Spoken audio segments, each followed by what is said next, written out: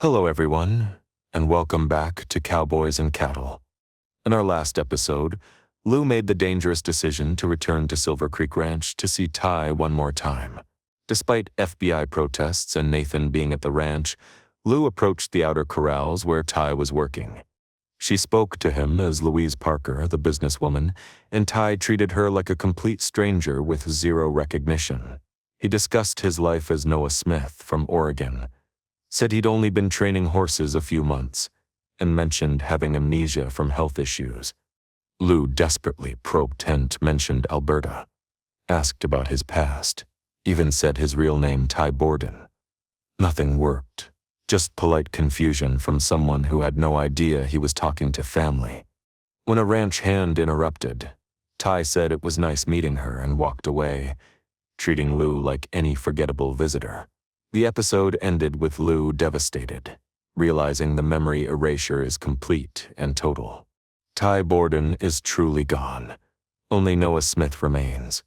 If you've been heartbroken by this impossible situation, please hit that like button and subscribe. Today's episode shifts perspective to show what's happening on Nathan's side of this dangerous chess game. Nathan has been at Silver Creek Ranch conducting council business, and he's about to make a discovery that will put Lou in immediate, life-threatening danger. We'll finally learn Nathan's true motivation for pursuing Amy, and it's not romance. We'll see Nathan check on Ty for the first time since the memory erasure, and we'll watch as Nathan begins to piece together that someone has been investigating council operations. This is episode 52. And Ty Borden is about to accidentally reveal the one piece of information that could get Lou Fleming killed. Silver Creek Ranch. Nathan Price sat in Robert Hayes' office, his phone on speaker as Gracie's voice came through with barely contained fury. Gracie is also one of the council's senior leadership members. It's been months, Nathan. Months since you positioned yourself with Amy Fleming. You still don't have control of Heartland Ranch? Nathan's jaw tightened. He'd been expecting this call, had been dreading it actually, but that didn't make it any less infuriating. The situation is more complicated than we initially anticipated. Amy Fleming isn't as easily manipulated as we thought, and her family has been more resistant than... I don't want excuses. I want results. Are you even close to the mission? Do you have any timeline for when Heartland will be under council control? Nathan stood and walked to the window, looking out at the Montana landscape while trying to control his anger. I'm working on it. Amy trusts me now. We've been together for a long time, living together for the past year. You think I don't want to do it fast? I've dedicated years of my life to this mission, but every time I make progress, someone interferes. First it was Amy's sister Lou Fubb. He had to orchestrate an entire surveillance frame-up to discredit her and drive her away from Heartland. Then it was Ashley and Caleb.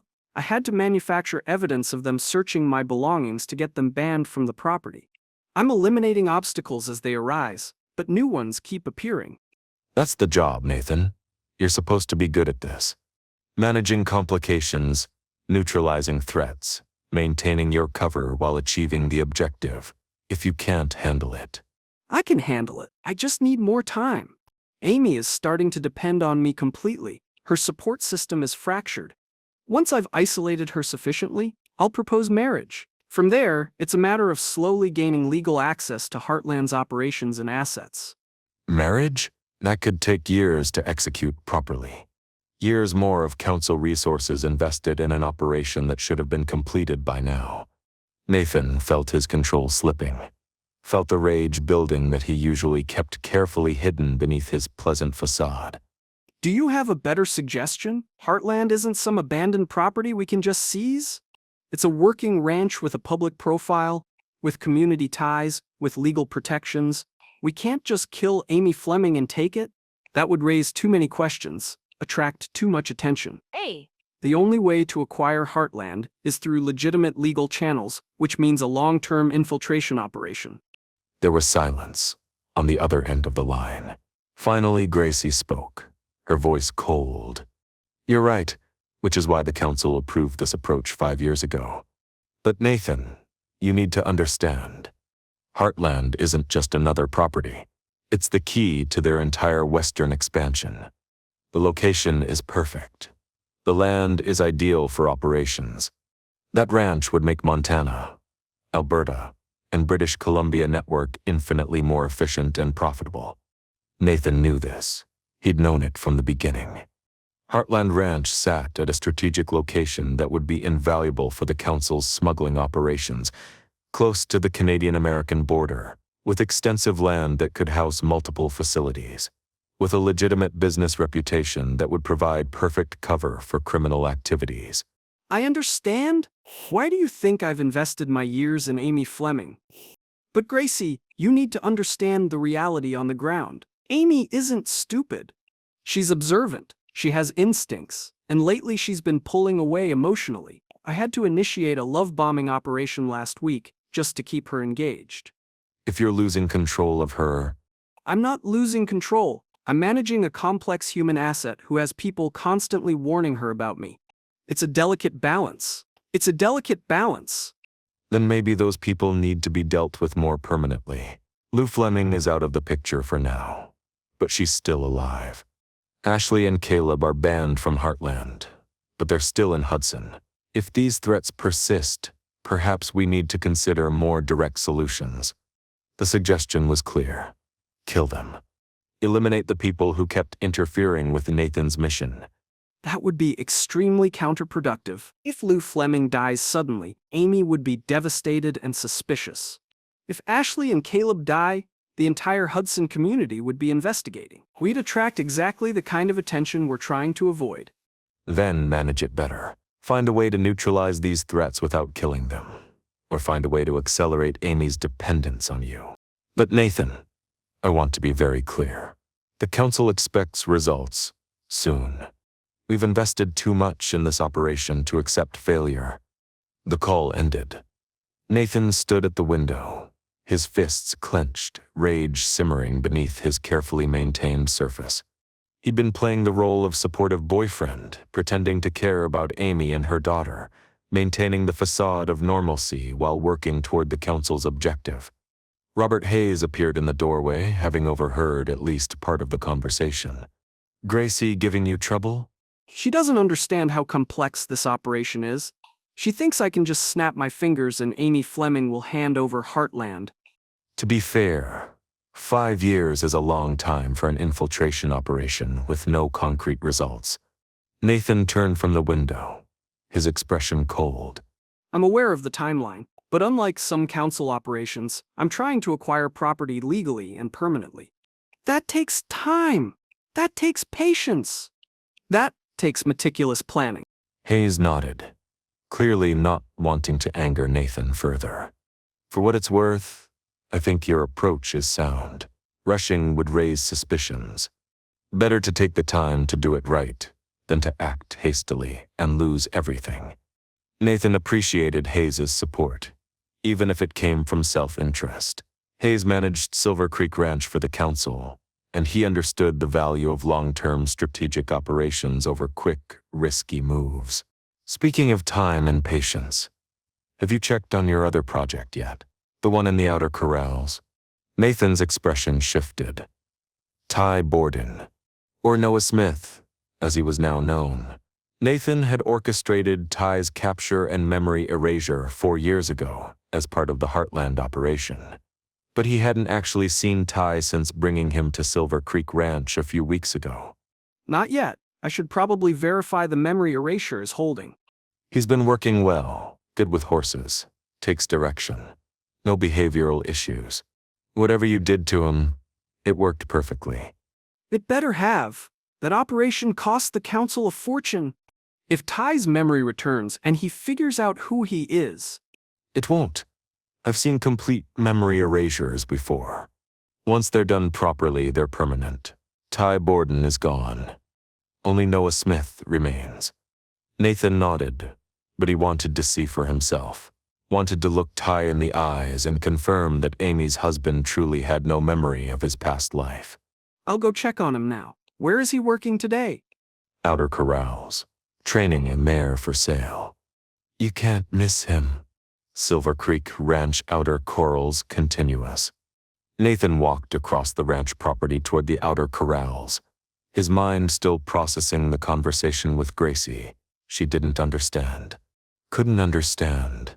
Acquiring Heartland wasn't like their other operations where they could use violence, intimidation, or bribery.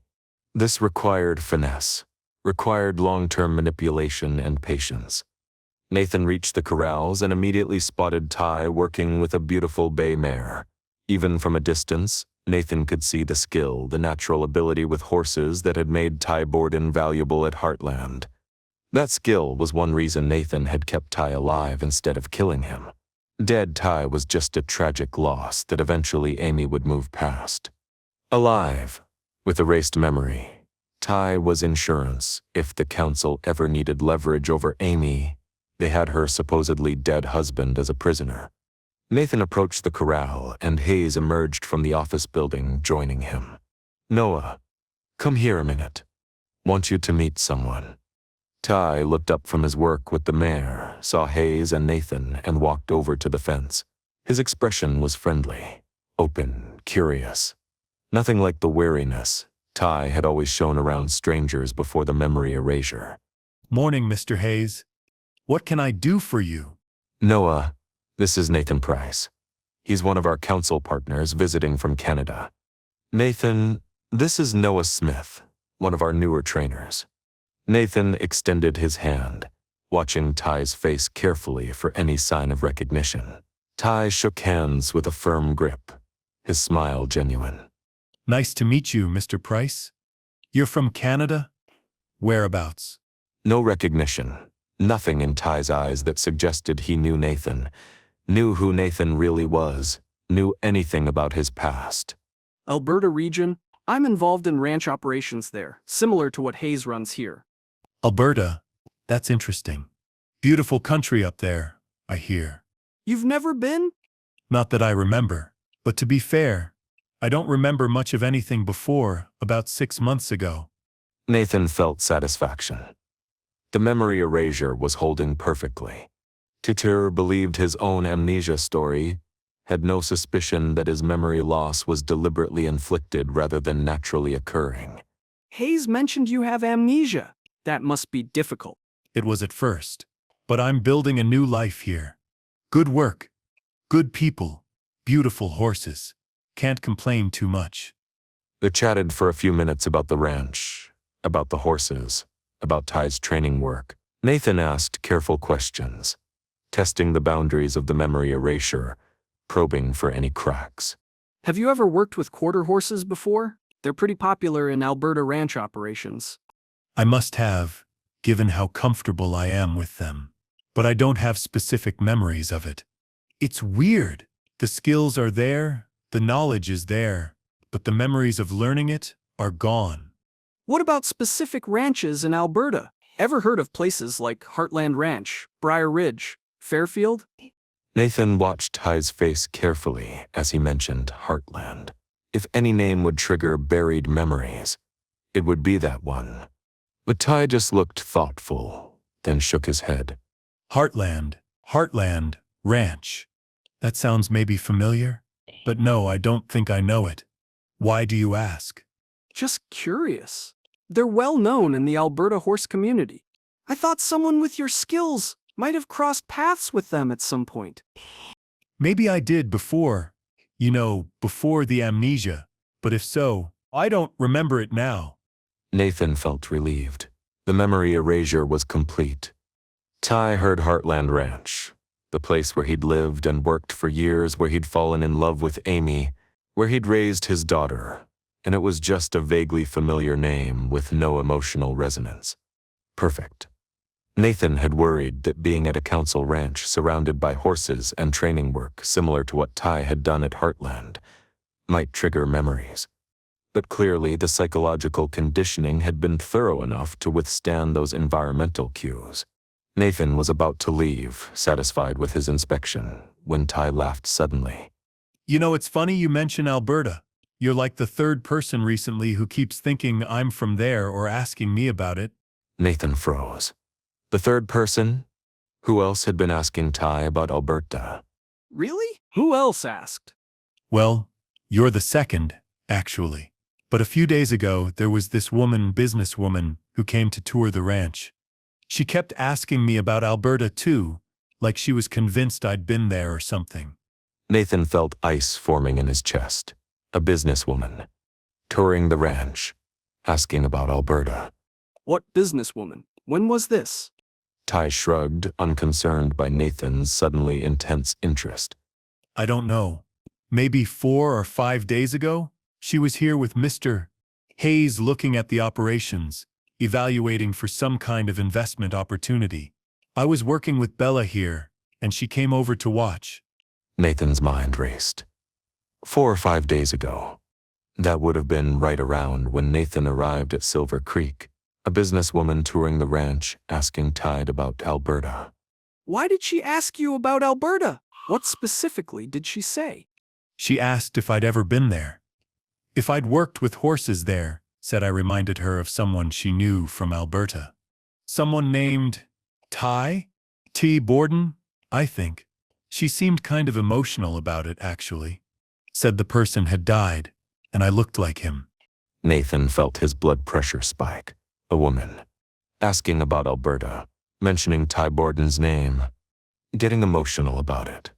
This wasn't coincidence. This was someone who knew Ty, who knew about Heartland, who was investigating. What did this woman look like? Can you describe her? Ty thought about it, clearly trying to recall details. Mid-30s maybe? Brown hair, professional looking. Business suit. Nice clothes. She seemed really knowledgeable about horses. Asked good questions about training methods. Mid-30s, brown hair, knowledgeable about horses. That described a lot of people. But combined with asking about Alberta and mentioning Ty Borden's name. Did she give you a name? Did she say who she was? Ty paused, his face scrunching up as he tried to remember. Yeah, she did. Mr. Hayes introduced her. She was, let me think. Nathan waited, his entire body tense. He needed a name. If this was who he thought it was, if Amy's sister had somehow found Silver Creek Ranch and investigated it, then the entire operation was compromised. Lou Fleming was supposed to be out of the picture, driven away from Heartland, discredited in Amy's eyes, no longer a threat. But if Lou had found Silver Creek Ranch, if she'd talked to Ty, if she'd connected Nathan to the council. It was a 2-part name. Something Parker? Louise? No, wait. Let me think. Nathan felt like his heart might explode. Louise Parker. That was the name Hayes had mentioned, the businesswoman from Seattle evaluating ranch properties for investment. Nathan had thought it was legitimate, had dismissed it as normal business. But a woman asking about Alberta, mentioning Ty Borden, getting emotional about someone who died, that wasn't a random businesswoman. That was someone who knew Ty personally. Louise Parker? Is that the name? Tydea looked uncertain, still trying to recall exactly. Maybe? I think so. Or maybe it was similar to that. I'm sorry, I'm not great with names. I only talked to her for maybe 15 minutes, and then Mr. Hayes called me away to deal with the mayor buyer. 15 minutes. This woman, possibly Lou Fleming in disguise, had 15 minutes of conversation with Ty Borden. 15 minutes to probe his memories, to test his identity, to gather information. Nathan forced himself to breathe normally, to appear casually curious rather than terrified. Did she say anything else? Ask any other questions? Not really. She seemed sad, mostly. Talked about the person she knew who died, how much his family missed him. It was kind of awkward, actually. I didn't know what to say to someone grieving like that. Nathan's mind was working furiously. If Lou Fleming had been at Silver Creek Ranch, if she'd investigated council operations, if she'd discovered Ty alive, then she knew. She knew everything about the council, about Nathan's connection to them, about Ty's memory erasure. And if Lou knew, what had she done with that information? Had she told Amy? Had she contacted authorities? Had she exposed the council's Montana operations? This woman who visited Peachy come alone or with other people? She had 2 associates with her, a man and a woman, both dressed professionally too. They stayed back mostly while she talked to me. Seemed like business advisors or something. Associates. This wasn't Lou Fleming wandering around Montana by herself. This was Lou Fleming with a team. Which meant what? Private investigators? Legal advisors? Or worse, federal agents? Nathan felt panic trying to break through his carefully maintained composure. If Lou Fleming had FBI connections, if she'd brought federal agents to Silver Creek Ranch disguised as business investors, then the entire council operation in Montana was compromised. These associates, did they seem like normal business people? Or did they seem more like, I don't know, investigators? Or something? Ty looked confused by the question. I don't know. I barely noticed them, to be honest. They seemed professional, I guess. But I was focused on working with Bella. Why? Is something wrong? No, nothing wrong. I'm curious about potential investors in the area. Competition for ranch operations, that sort of thing? Ty nodded, accepting the explanation. Nathan forced himself to smile, to appear relaxed, even though his mind was screaming alarm. You said her name was Louise Parker? Or something similar? Yeah, I think so. I really should have paid better attention to the introduction. Mr. Hayes will remember for sure, if you want to ask him. That's all right. I'll check with Hayes. You get back to your work with that mare. She's looking good. Thanks, Mr. Price. Nice meeting you. Oh, and Mr. Price?